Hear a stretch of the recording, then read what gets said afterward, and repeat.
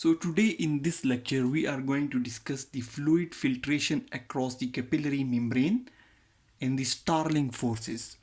We are basically discussing the microcirculation and the lymphatic system. We have so far discussed the different components of the microcirculation, the structure of the microcirculation, the structure of capillary wall, the properties of the capillary wall.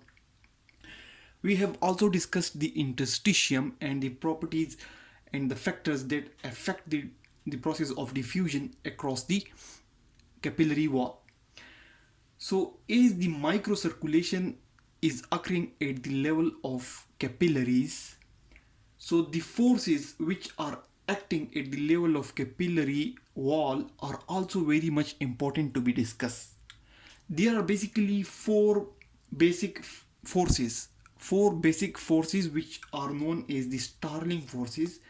These forces are acting at the level of capillary wall, and basically the the these forces basically determine whether the fluid in the capillary will go outside the capillary into the interstitium, or the fluid from the interstitium will go inside the capillary. So again we will discuss that the blood vessel starting from the aorta divides into large arteries, into the arterioles, metarterioles, and finally into the capillaries. And it is at the level of capillaries. This is basically capillary. Here is one capillary wall, and here is a capillary which has been enlarged. Here at the level of capillary, or at this level, these forces come into play, and they basically cause the microcirculation, or the process to give the nutrients to the tissues or the cells that are present outside the capillaries, and to take away the waste material into the capillary, and then to take it out of the body. So the factors which will cause the fluid or the nutrients to go outside the capillary, to go outside the capillary into the interstitium, or to force the excreta or the waste material or the ions to go into the capillary lumen or into the capillary lumen.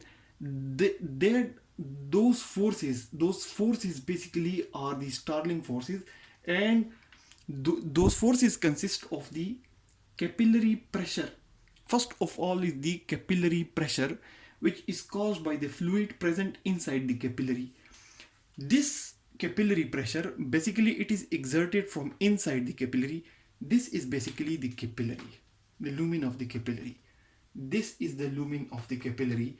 So the capillary pressure which is acting here, this capillary pressure is causing the fluid to go out into the interstitium.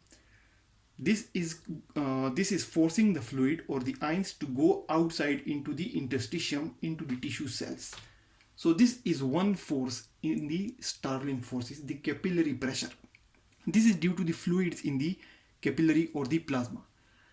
Another force in the capillary, in the plasma, is plasma colloid osmotic pressure. There are some proteins in the capillary lumen. Here in the capillary, in the blood, there are some proteins. Here in the capillary, these are all the same thing, but this is the capillary wall. Here it is a big picture of the capillary, how it originates, and here it's a small portion of the capillary has been enlarged over here. So the proteins inside the capillary, or the proteins inside the capillary, or the proteins inside the capillary pull some fluid inward. It pulls some fluid inward into the capillary. This is the second force, and it's known as the plasma colloid osmotic pressure. It's represented by pi p. Another pressure that is present in the interstitium or in the tissue cells, it's the interstitial fluid pressure, or the PIF. This pressure is caused by the fluid in the interstitium. It is pushing the fluid or the ions to go out into the capillary lumen. It is pushing the fluid from the interstitium, from the tissue cells, into the capillary lumen, from the interstitium into the capillary lumen, from the interstitium into the capillary lumen. So one force, basically capillary pressure is forcing the fluid to go out. Capillary pressure Cp is pushing the fluid to go out. Plasma colloid is pulling the fluid to come in. Interstitial fluid pressure is also forcing the fluid to go into the capillary. And the interstitial fluid colloid osmotic pressure. The proteins that are present here, the proteins that are present in the interstitium, they are also pulling the fluid into the interstitium. So basically two forces are pulling the fluid or the ions into the lumen of the capillary. One of them is the plasma colloid osmotic pressure, and the other is the interstitial fluid pressure. And two forces are pushing the fluid or ions outside the capillary. Two of them are pushing the fluids or ions outside the capillary. They are basically capillary pressure and the interstitial fluid colloid osmotic pressure. The proteins, whether they are present inside the capillary or they are present outside, they basically pull, while the hydrostatic pressure, that is basically due to the fluid and the ions, they basically push. So the net filtration pressure is basically calculated by combining all the forces. So the capillary pressure minus plasma colloid, capillary pressure minus interstitial fluid pressure,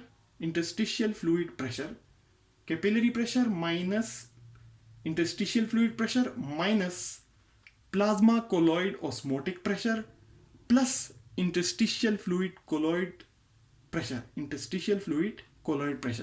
So PC is for capillary pressure, PIF is for interstitial fluid pressure, pi P is for plasma colloid osmotic pressure, and pi IF for interstitial fluid colloid osmotic pressure. When these forces are calculated, this will give the net filtration pressure. If this is positive, if this net filtration is positive, the fluid will be going outside the capillary, and normally it is somewhat positive, and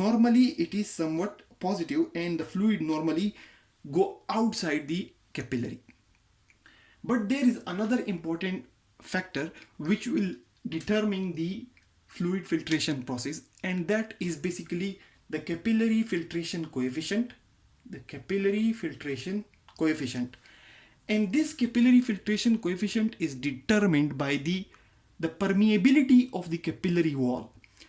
The amount of, or the number of pores, these are the pores which we have discussed previously. They will also determine the permeability of the capillary wall.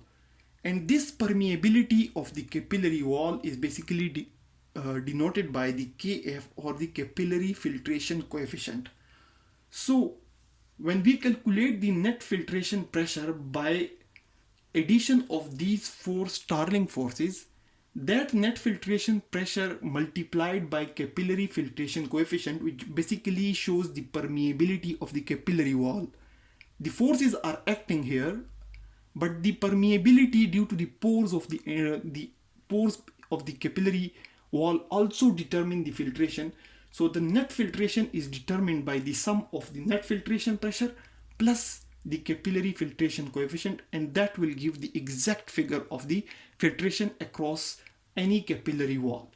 So regarding the microcirculation, the circulation occurring at the level of capillaries, four forces, the Starling forces, are very much important to calculate for the net filtration pressure, for filtering the fluid outside the capillary or bringing the fluid inside the capillary. And two of the forces push the fluid outside the capillary, two forces pull the fluid inside the capillary.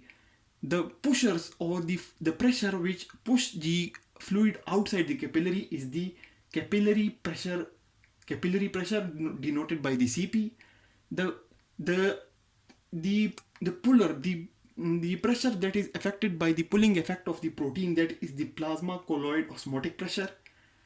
Then the third force is the interstitial fluid pressure. The interstitial fluid pressure basically push the fluid into the capillary wall. And finally, the interstitial fluid colloid osmotic pressure due to the proteins in the interstitium, they also pull the fluid from the capillary into the interstitium. When they are added together, it will give the net filtration pressure, and net filtration pressure multiplied by capillary filtration coefficient will give the figure of filtration across the capillary wall. So that's all about the Starling forces. That's all about the fluid filtration across the capillaries. That's all about the forcing the forces that are present inside and outside the capillary, which will cause the exchange of fluid, whether the ions will go inside or they will go outside the capillaries. Thanks a lot for watching the video.